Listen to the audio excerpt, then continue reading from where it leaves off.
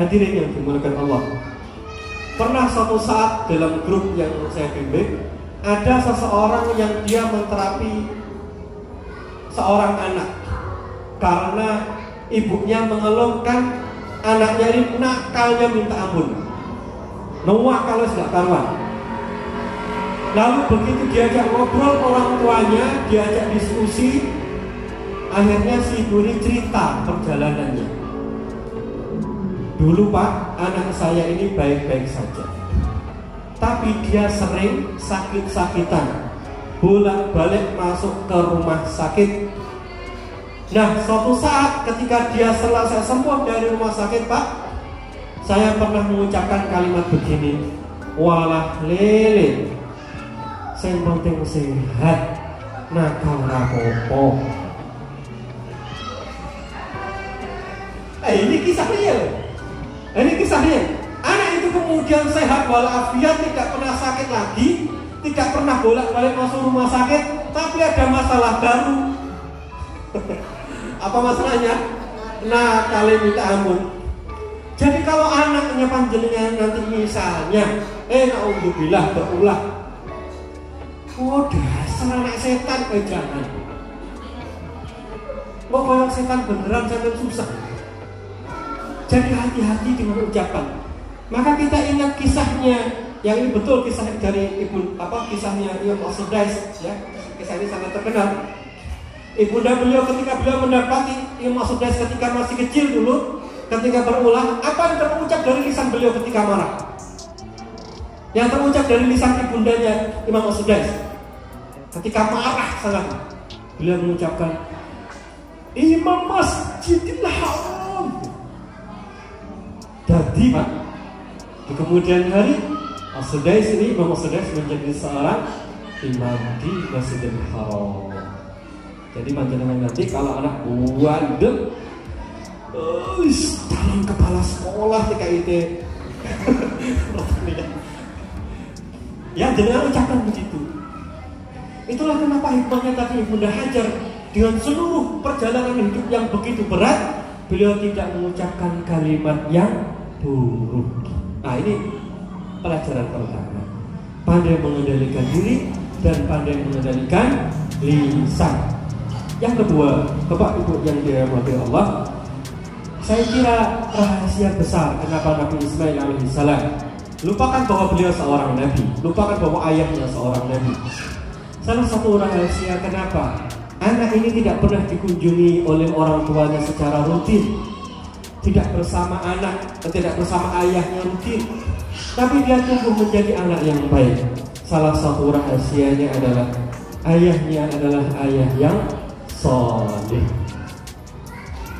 Bapak Ibu yang dirahmati Allah, ada perbedaan antara teori soleh dan teori keteladanan. Ada perbedaan mendasar antara teori soleh dan teori keteladanan.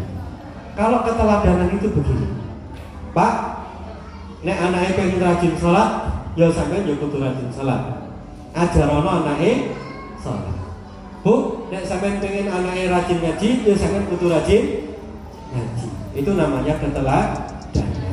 Anak itu akan mencontoh semua yang dilakukan oleh orang tua. Ini tentang keteladanan. Tapi nanti ada pertanyaan, loh Pak, saya ini kerja, istri saya kerja, anak dititip nembak. Lah kalau saya harus meneladani piye caranya Pak? Nah Allah nggak adil caranya. Maka ada teori tambahan tentang keteladanan, yaitu kesolehan. Ini rahasianya. Kenapa orang-orang di zaman dahulu, mbah-mbah kita mungkin, orang tua kita, nggak setiap saat sama kita Pak, nggak setiap saat ngomel ngajari kita, nggak setiap saat ngajari kebaikan ke kita. Tapi toh alhamdulillah hari ini kita menjadi orang baik. Mungkin salah satu rahasianya adalah bapak dan ibu kita itu orang yang soleh. Soleh itu teorinya begini, jenengan taat pada Allah di hadapan anak, maka itu dicontoh oleh anak. Jenengan taat di hadapan Allah, taat kepada Allah tidak di hadapan anak, maka ketaatan itu akan berpengaruh kepada kebaikan yang akan tumbuh pada diri anak. Lupa dasarnya dari mana? Ingat kisahnya Nabi Khidir alaihissalam bersama Nabi Musa alaihissalam. Salah satu cerita Nabi Khidir dan Nabi Musa adalah beliau singgah di sebuah kampung, beliau tidak dijamu di situ, lalu keluar dari kampung itu dan beliau membangun sebuah rumah. Rumah siapa itu? Rumah dua anak yatim. Lalu Allah Subhanahu wa Ta'ala menyuruh kepada Nabi Khidir dan Nabi Musa untuk membangun rumah itu. Nabi Musa protes, tidak dijamu oleh kaumnya, tapi malah berbuat baik membangun salah satu rumah di situ. Lalu kemudian Nabi Khidir mengatakan bahwa rumah itu milik dua anak yatim. Allah menyuruh melakukan itu karena apa? Allah sebutkan dalam surah Al-Kahfi ayat ke-82. Kata Allah, wa kana abuhuma salihah. Yang demikian ini Allah menyuruh Nabi Khidir untuk membangun rumah itu disebabkan karena bapaknya adalah orang yang saleh. Jadi karena bapaknya saleh, anak yatim ini dijaga, bahkan termasuk dengan hartanya dijaga oleh Allah Subhanahu wa Ta'ala dengan cara menyuruh Nabi Khidir membangun rumah. Ibnu Katsir dalam tafsirnya ketika menjelaskan ayat ini, abuhuma, bapak kedua anak yatim ini ternyata bukanlah bapak langsungnya. Loh, siapa? Ternyata kakek ketujuhnya. Saking solehnya sang kakek ketujuh itu, 7 turunan dijaga, termasuk ke anaknya. Jadi ibu yang dirahmati Allah, mungkin kita tidak bisa jaga anak, tapi kesolehan kita itu yang menyebabkan Allah menjaga anak itu.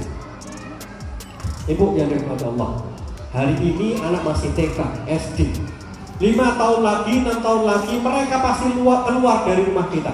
Betul ya? Mereka pasti mondok nanti. Usia SMP mereka pasti pengen lepas dari kita. Usia SMP mereka pasti pengen mondok. Tidak mungkin panjenengan akan mendampingi anak itu 24 jam. Tidak mungkin. Maka kalau teorinya tentang ketaatan tidak bisa. Maka bagaimana cara menjaganya? Satu-satunya yang bisa menjaga anak itu adalah kalau bapak ibunya saleh. Hanya itu. Maka itu salah satu rahasia kenapa ketika Nabi Yusuf alaihissalam berpisah dengan bapaknya, itu tetap tumbuh menjadi anak yang baik.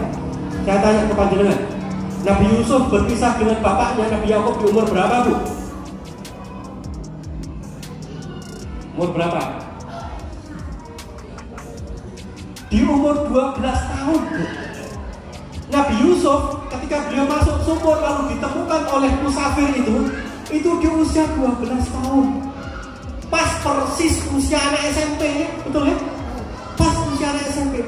Jadi saya bayangkan kisahnya Nabi Yusuf itu kayak kita, kayak perjalanan anak kita nanti. Nanti anak itu di usia 12 tahun anak kita mondok, Bu. Pasti akan kita pondokkan, betul ya? Dan pasti berpisah dengan kita. Nah kalau berpisah dengan kita, piye caranya jogo? Paling seminggu bisa telepon, hanya itu. Satu-satunya cara untuk menjaga anak itu adalah dengan kesolehan kita. Penutup mungkin kalau ada dialog, jangan tentu masih ingat doa ini. Rabbi ja'alni muqimas shalah wa min dzurriyyati. Ini doanya siapa, Bu? Doanya Nabi Ibrahim. Tahu doanya? Rabbi ja'alni muqimas shalah wa min dzurriyyati. Hafal apa orang lagi?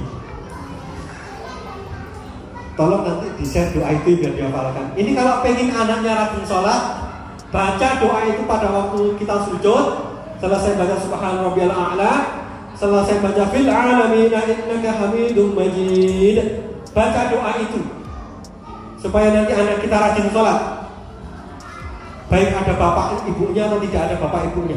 Baca doa itu, Rabbi ja'alni muqimas shalah wa min dzurriyyati rabbana wa taqabbal du'a. Surah Ibrahim ayat ke-40. Dicatat surah Ibrahim ayat ke-40. Bu, perhatikan doanya. Doanya begini. Rabbi ja'alni muqimus shalah. Ya Allah, jadikan aku orang yang mendirikan salat. Yang kedua, ada nggak contoh dalam Al-Quran kisah seorang ibu yang mendidik anaknya sendirian tanpa atau sedikit sekali bantuan dari sang suami? Yang ini banyak kita alami bersama. Hadirin yang dimuliakan Allah, sebelum masuk ke kisah ini, saya ingin bertanya kepada panjenengan semua. Dalam Al-Quran itu kira-kira yang paling banyak ngobrol dengan anak itu bapak atau ibu? Ibu, jari sopo saja ibu. Yang banyak ngobrol, diskusi dengan anak, kalau di Al-Quran ini kira-kira ibu atau bapak? Siapa yang milih ibu? Ibu. Kenyataannya sehari-hari kita yang paling banyak repot ngurusi anak bapak atau ibu? Nah, kan? Benar kan? Baik, ibu yang dimuliakan Allah, dalam Al-Quran itu ada 17 dialog, 17 obrolan antara orang tua dan anak. Yang 14-nya itu yang ngobrol bapak, bukan ibu. Jadi dialog langsung antara orang tua dan anak itu lebih banyak bapak. Ada kisah Nabi Yakub dan anak Nabi Yusuf. Ada Nabi Ibrahim dan Ismail. Ada Ishak, Nabi Ishak. Kemudian ada Imran. Kemudian ada Nabi Zakaria. Jadi kisah-kisah dialog itu, kemudian kisahnya Luqman. Jadi kisah dialog antara orang tua dan anak itu lebih banyak bapak. Jadi ini sayangnya dalam kelas-kelas parenting atau nanti kalau ada kajian-kajian parenting di sekolah, selalu yang hadir itu adalah ibu. Jadi saran saya nanti kalau ada parenting lagi, bapaknya diwajibkan harus hadir. Kenapa? Karena pendidikan Al-Quran itu yang paling dominan dalam mendidik anak itu justru bapak. Tolong ini direkam, di-share ke bapaknya sekarang. Saya ulangi, kirimkan ke bapak ya. Tolong direkam, kirimkan ke bapak. Jadi dalam Al-Quran itu ada 17 dialog orang tua dengan anak. 14-nya adalah dialog antara bapak dan anak. Bapak dan ayah, bapak dan anak. Maka yang paling bertanggung jawab dalam pendidikan anak itu adalah ayah. Nah, tolong sampaikan, share ke suaminya sekarang. Yang paling bertanggung jawab dalam pendidikan anak adalah ayah. Hadirin yang dimuliakan Allah, ada sebuah kisah di zaman dahulu, kisahnya Nabi Ibrahim alaihissalam. Nanti kita ambil dua saja hikmahnya, yang ini mudah-mudahan menjadi pembelajaran untuk kita. Nabi Ibrahim alaihissalam itu seorang ayah yang punya 2 istri. Yang 2 istri tidak kita bahas. Ya, yang 2 istri tidak kita bahas daripada nanti ramai majelis ini ya. Nanti tidak jadi buka puasa bersama kita angkat ya. Yang 2 istri tidak kita bahas. Yang kita bahas adalah peristiwa ketika menikahnya. Hadirin yang dimuliakan Allah, ketika Ibunda Sarah lama tidak punya keturunan, lalu setelah itu beliau mengizinkan sang suami untuk menikah lagi dengan Ibunda Hajar. Bapak dan ibu sekalian, apakah waktu itu kira-kira adem ayem dan tidak ada konflik? Pertanyaan saya, kira-kira waktu itu konflik atau enggak? Konflik bu. Jadi kalau ada rumah tangga menikah lagi misalnya, kalau terjadi konflik itu wajar. Kita abaikan tentang rumah tangga yang ada 2, istri pertama dan istri kedua. Yang saya garis bawahi adalah rumah tangga itu ada konflik itu wajar. Lalu apa yang terjadi pada Ibunda Sarah? Ibunda Sarah disebutkan oleh Ibnu Katsir dalam buku beliau Qasasul Anbiya. Ibunda Sarah itu sampai bilang kepada Ibunda Hajar, setelah ini mau dipotong-potong menjadi 3 bagian tubuhnya Ibunda Hajar. Kalimat itu muncul dari lisannya Ibunda Sarah. Karena saking cemburunya, bahkan Ibnu Katsir membuat satu subbab dalam buku beliau itu judulnya Api Kecemburuan Sarah kepada Hajar. Jadi ada khusus tentang kecemburuannya itu. Sampai Ibunda Hajar ketika dipindahkan ke Mekah, beliau membuat bajunya panjang sampai menyentuh tanah. Tujuannya, kata Ibnu Abbas, untuk menghapus jejaknya dari penglihatan Ibunda Sarah. Jadi ada situasi konflik semacam itu. Namun, apakah konflik itu kemudian dibawa sehingga Ibunda Sarah, Ibunda Hajar terus-menerus menjelek-jelekkan Ibunda Sarah? Tidak ada cerita ini. Ibunda Hajar kemudian ditaruh di sebuah padang tandus yang kita kenal dengan Makkah Al-Mukarramah, ditinggal di sana. Apa yang terjadi? Beliau hanya ditinggali dengan kurma sebesar tas ransel dan wadah untuk mengambil air. Ibunda Hajar menjadi wanita yang sangat sabar. Apakah setelah itu ada cerita, beliau cerita ke anaknya, bapakmu ninggal ibu di padang tandus gak ditinggali opo-opo, cuman kurma karo wadah untuk minum. Apakah ada cerita berkeluh kesah pada diri Ibunda Hajar? Tidak ada. Apakah saat itu Ibunda Hajar ketika ditinggal oleh sang suami lalu ngomel-ngomel? Tidak ada. Betul-betul selesai. Begitu beliau dibilang oleh Nabi Ibrahim, apakah ini perintah Allah? Kata Ibunda Hajar. Nabi Ibrahim mengatakan, iya. Maka setelah itu kemudian tidak ada lagi diungkit-ungkit tentang keburukan suami, tentang penderitaan beliau pada waktu ada di Mekah. Tidak dibahas. Apa hikmahnya ini, Pak? Hikmahnya adalah, Bu, kalau ibu menjadi seorang ibu punya anak, salah satu yang harus selesai dalam diri kita adalah jangan banyak berkeluh kesah. Jangan banyak konflik dengan suami. Kenapa? Karena itu kaitannya dengan anak yang nanti dijaga oleh Nabi Ibunda Hajar, yaitu Ismail alaihissalam. Nabi Ismail alaihissalam itu tumbuh menjadi anak yang sangat baik, walaupun bapaknya tidak bersama beliau. Sejarah mencatat berapa kali Nabi Ibrahim mengunjungi Ibunda Hajar? Hanya beberapa kali.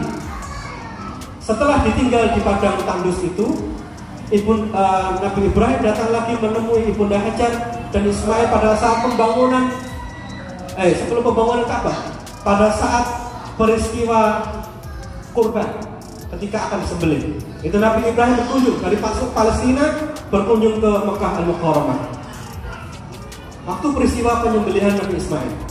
Datang yang berikutnya pada waktu pembangunan Ka'bah. Datang yang berikutnya pada waktu meninggalnya Ibunda Hajar. Datang berikutnya pada waktu Nabi Ismail sudah punya istri. Jadi nyaris Ibunda Hajar itu mendidik anaknya sendirian. Tidak ada keluh kesah. Bukan modelnya beliau itu orang yang banyak ngomel, banyak berkeluh kesah. Apa efeknya? Ibu yang dirahmati Allah, menjadi seorang ibu